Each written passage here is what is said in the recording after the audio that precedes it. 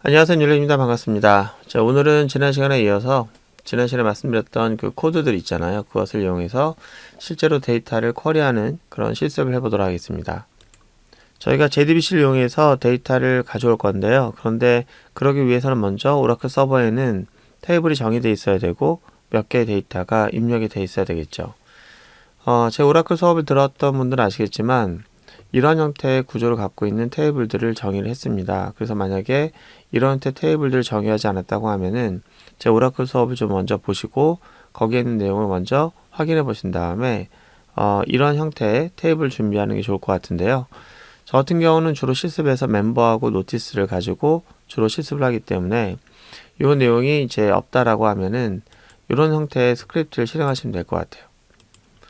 일단 노티스는 이런 모양의 그런 테이블 구조를 갖고 있고요. 그 다음에 커미트, 그 다음에 롤, 그 다음에 멤버 롤 이렇게 되어 있는데 이 구조 외에도 하나가 더 있죠. 멤버 테이블인데 멤버 테이블은 이런 컬럼들을 갖고 있습니다. 제가 지금 뭐 컬럼이라고 말했는데 데이터베이스에서 그 테이블이 갖고 있는 속성들을 우리가 다른 말로 필드라고 말하기도 합니다. 뭐 속성이다, 컬럼이다, 필드다 이런 말을 하게 되면은 같은 의미로 사용되는 용어라고 생각하시고 여기에 테이블에 정의되어 있는 각각의 속성에 대한 이름이다 라고 생각하시면 될 것 같아요. 자, 그럼 우리가 이런 형태의 구조를 만들었다고 가정하고 저희는 데이터베이스 연동을 하려고 하는데 지난 시간에 설명드렸던 이 4개의 객체가 있습니다. 이 4개의 객체는 아예 붙박이라고 보시면 돼요. 자, 여러분들이 만약에 이제 데이터베이스를 이용해서 프로그램 만든다고 합시다. 그러면은 업무에 따라서 테이블들이 달라질 텐데 테이블이 달라져도 이 코드의 순서라든지 코드에 대한 내용은 달라질까요? 아니면 같을까요? 예, 항상 같겠죠. 그래서 여러분들이 항상 이거는 세트로 가지기 때문에 처음에 볼 때는 코드가 복잡해 보이지만 나중에는 그냥 단위라고 생각하시고 복사 붙여넣기 하는 방식으로 코드 작성하시면 될 것 같아요. 밑에 보시면은 이 녀석들이 생성될 때 이제 자원을 쓰고 있거든요. 그 시스템의 자원을 쓰고 있기 때문에 그 녀석들의 자원을 돌릴 수 있는 그런 함수가 close예요. 그래서 이 resultset이라든지 statement, 그다음에 커넥션 객체에 대한 자원을 해제해 주기 위해서 close라고 하는 걸 쓰게 되는데 순서는 역순으로 해야 되겠죠.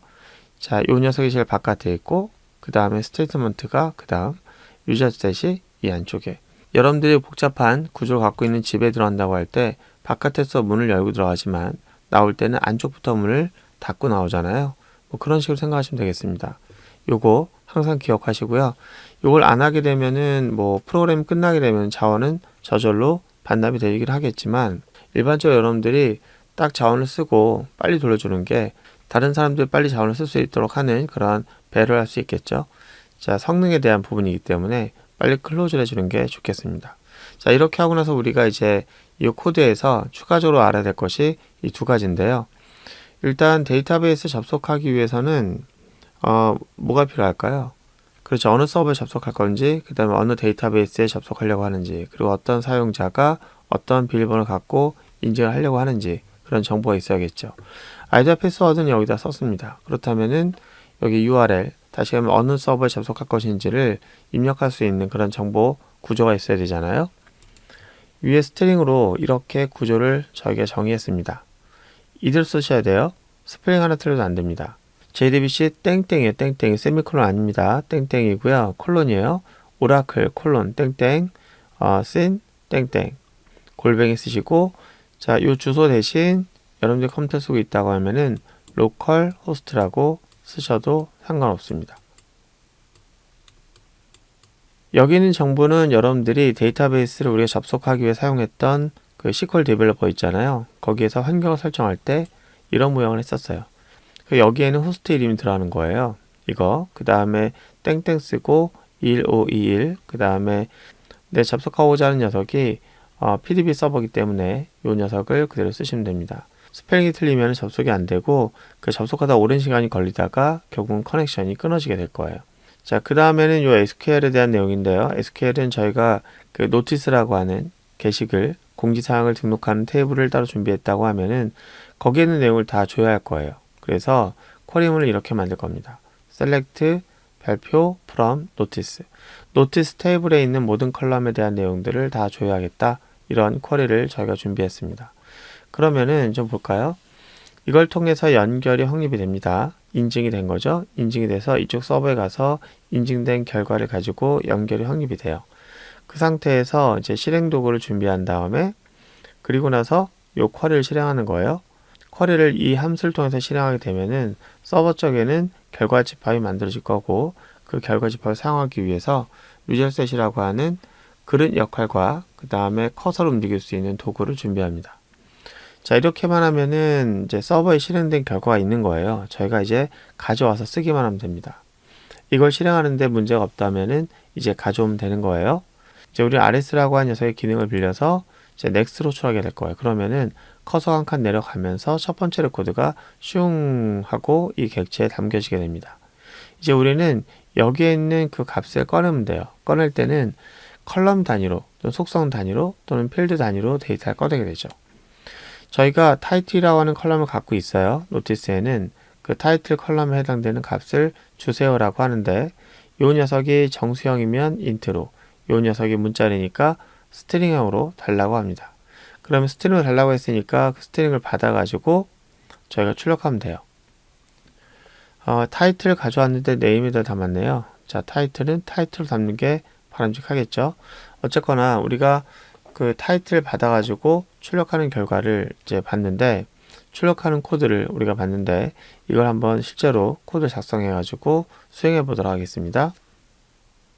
자, 저희가 그 데이터베이스를 연동하기 위한 그런 프로그램 만들려면은 기본적으로 자바 개발 환경이 준비되어 있어야 되는데 저 같은 경우는 이클립스 기반으로 자바라고 하는 것을 이용해서 데이터베이스 연동하려고 합니다.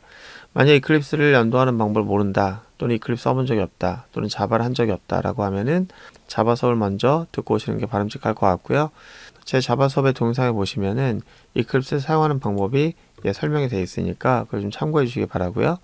저 같은 경우는 JSP 수업을 위해 사용되고 있는 그런 이클립스 버전에다가 여기다가 JDBC라고 하는 프로젝트 하나 추가하려고 합니다. 이때 자바 프로젝트 하나 추가할 건데요. 혹시라도 퍼스펙티브가 자바 2로 되어 있는 분들이 있을 수 있을 것 같아요. 그러면은 여기에 프로젝트가 목록이 안 나와요. 자바가. 뭐 다들 아시겠지만 그럴 경우에는 퍼스펙티브 자바를 선택하시거나 만약 이것마저도 안 나와 있으면 어떻게 한다? 이걸 선택하셔서 퍼스펙티브 중에서 저희가 자바라고 하는 걸 선택하셔서 바꾸는 게 좋을 것 같습니다. 자, 일단 저는 바꿨고요. 여기서 자바라고 하는 프로젝트 목록을 볼 수 있는데 이 프로젝트 클릭하셔서 간단하게 자바 프로젝트를 만들려고 해요. 자, 이름은 그냥 JDBC라고 하겠습니다. JDBC 프로젝트.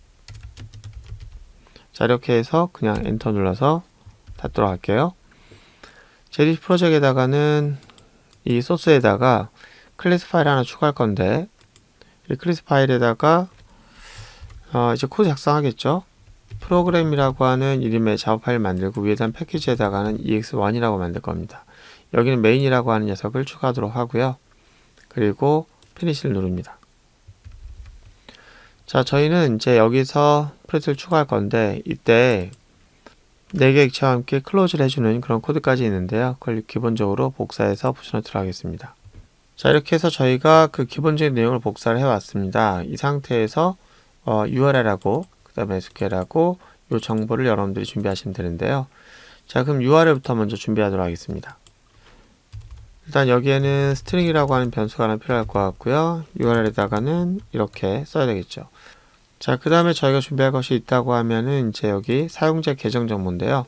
이 서버에 접속할 때 사용할 수 있는 계정 정보입니다. 패스워드는 일단은 제가 좀 가리도록 할게요. 자, 그리고 그 다음에 이제 SQL인데요. SQL 같은 경우에는 여기에서 스트링 한 다음에 SQL 합니다. 여러분들이 오라클을 배웠다고 하면 또는 SQL을 배웠다고 하면은 당연히 알고 있는 내용인데 select라고 하는 명령을 이용해서 데이터를 쿼리해 올 수 있겠죠. from notice라고 하는 테이블에서 가져올 거예요. 자, select인데 L이 들어갔죠.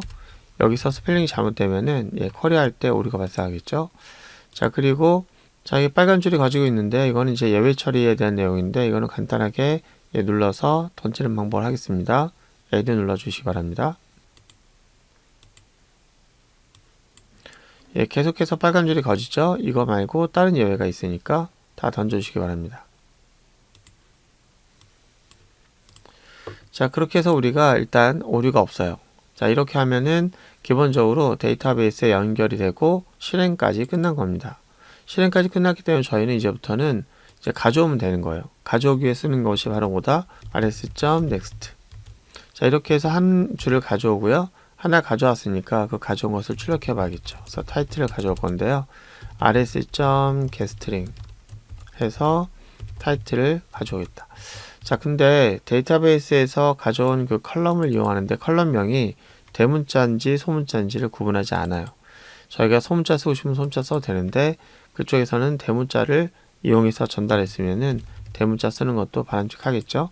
자, 타이틀에서 가져옵니다. 가져온 것을 저희가 출력을 하려고 해요. system.out.println에서 간단하게 제목을 한번 출력해 보도록 하겠습니다. 자, 이 가져온 게 잘 출력될지 이제 궁금합니다. 그죠? 한번 실행해 볼까요? 하나, 둘, 셋. 자, 오류가 나네요. 그죠? 이 오류가 나는 것은 너무나 당연한 건데 클래스 not found exception이에요. 이제 뭐냐면은 오라클 JDBC 드라이버, 오라클 드라이버 이 내용을 여기서 찾을 수 없다는 거예요. 저희가 지난번에 오라클 드라이버를 다운받았는데 그 드라이버를 저희가 설정을 해주지 않았기 때문에 그런데요. 그 드라이버를 저희가 여기다가 설정을 해줘야 되겠습니다. 자, 프로젝트에서 이름을 두고 마우스 오른쪽 버튼 눌러서 저희가 빌드 패스로 갑니다. 빌드 패스 가시면은 역시나 컴피규어 빌드 패스라고 하는 메뉴가 있죠. 클릭하셔서 여기 라이브러리라고 하는 그 탭에서 add 외부 라이브러리 가져오기 external 자르즈라고 하는 걸 클릭하시면은 저희가 다운받은 그런 폴더를 선택하셔서 요거죠. 요거를 선택하셔서 가져오시면 될 것 같아요. 자, 그리고 어플라이 한 다음에 라이브러리에 포함되는지 확인하시고 이 안에 있는 거예요. JDBC 라이브러리가. 자, 그러면은 이 상태 다시 한번 실행해 보도록 할게요. 하나, 둘, 셋. 자, 이번엔 또 다른 오류가 발생했는데 이것 또한 너무나 당연한 거죠. 마지막 행, 그 다음의 결과 집합. 이 뭐냐면은 마지막 행의 다음이라고 하는 것은 커서가 EOF에 있다는 얘기예요. 다시 얘기하면은 넥스트를 호출했는데 넥스트를 호출할 수 있는 상황이 아니다. 이런 얘기죠. 데이터가 없다는 얘기입니다. 그럼 우리는 어떻게 되냐면은 여기다가 마우스 갖다 대시면은 넥스트란 녀석이 값을 정상적으로 가져왔으면은 true를, 그렇지 않으면은 false를 반환하는 그러한 그 확인값을 갖고 있거든요. 그래서 저희가 이걸 이렇게 할 수 있어요. 오류가 발생하지 않도록 하기 위해서는 가져온 게 없잖아요. 가져온 게 없으면은 true인지 false인지를 확인해서 이걸 출력할 수 있어요. 자, 가져온 게 없다. 그러면은 얘가 실행이 안 되겠죠. 왜? 얘가 false를 반환할 거니까. 자, 가져온 게 있다. 얘는 실행되겠죠. 왜? 얘가 true를 반환할 거니까. 자, 이 상태에서 한번 실행해 볼게요. 자, 실행했습니다. 저는. 근데 아무것도 안 떴죠. 예, 너무나 당연한 거예요. 데이터 없으니까. 그러면은 데이터를 한번 넣어볼까요? 자, 데이터를 넣기 위해서 저희가 insert into 그 다음에 notice라고 하는 테이블에다가 데이터를 넣으려고 합니다. 그때 values라고 하는 걸 이용해서 값을 한번 넣어볼게요. 자, 제가 지금 넣고 있는 것은 이 순서가 어떤 순서냐면은 테이블에 정의되어 있는 순서예요. 그래서 보시면은 id, title, write id, content, reg date 뭐 이렇게 되어 있습니다. 그대로 넣고 있는 겁니다. 그 다음에 content는 그 다음에 reg date는 sys date라고 하는 날짜를 구하는 그런 함수를 이용하고요. 그 다음에 hit는 0을 넣고 그 다음에 파일즈는 그냥 빈 문자를 넣기로 하겠습니다. 자, 오라클을 배우신 분들은 아시겠지만 이게 기본값으로 넣을 수 있다는 걸 알게 되고 사실 테이블에는 기본값 설정하게 되면 이걸 직접 입력할 필요가 없는데 일단 제가 지금 이거 수업할 때는 오라클을 앞부분만 배웠다고 하는 가정하에 이걸 그냥 다 직접 넣는 방법으로 인서트를 했습니다. 자, 실행하게 되면은 하나 행이 삽입되었다고 하는데 이걸 하고 난 반드시 커밋이라고 하는 것을 해야 되겠죠. 오라클에서는 수동 커밋이니까 커밋을 하고 나서 자, 다시 한번 실행해 보도록 하겠습니다. 하나, 둘, 셋. 우와, 좀 아까 집어넣었던 제목이 잘 나왔네요. 다음 시간에 뵙도록 하겠습니다.